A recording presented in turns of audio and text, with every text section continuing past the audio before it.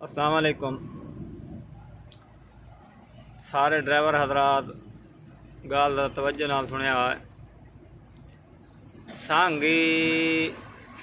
पुल तो पहले जेडे होटल हैं पंजाब आवन वाली साइड तो उत्थे मैं रोटी खाधी है ते हाथ च बटूआ चाई आया। सांगी पुल टपिया ते बटूआ ले बैठा हम गोडे दे तले इवें ध्यान उरा परा भटके आए ते मोड़ वेख्या तो बटूआ कोई ना आई। गड्डी रोकीए सांगी पुल ताई गया बटूआ मैं नहीं लद्दा।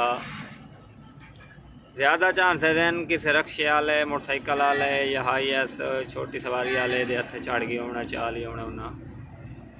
ते ऐन मुमकिन है कि किसी ड्राइवर बिरा दी नज़ीर से आयो होवे उन्ना च आयो होवे ते मेरी शक्ल वेदे पायो शनाख्ती कार्ड लाइसेंस है पिया पोर्ट वाला कार्ड है पिया शनाख्ती कार्ड दी फोटो कापियां पियाँ बाकी कागजात वगैरह हैं तो 10,000 रुपया है पिया। चलो 10,000 रुपया तो मां याद करे डॉक्यूमेंट जड़ा ना अगर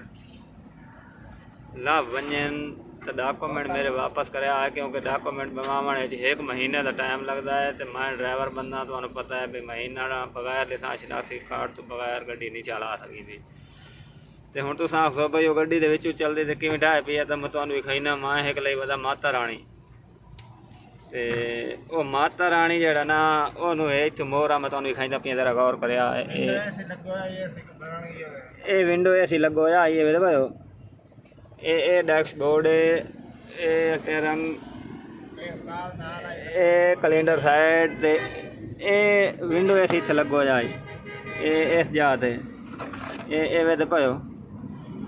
ये तो ढाए पिए तले हूँ लिहाजा मेहरबानी हो सी अगर किसी ड्राइवर फिर के हथे आए हुए तो मेहरबानी करके मेरे कागज़ वापस करो क्या क्योंकि तुम्हें पता है भी है कि ड्राइवर बंदे का लाइसेंस शनाख्ती कार्ड बहुत ज़रूरी होंदा है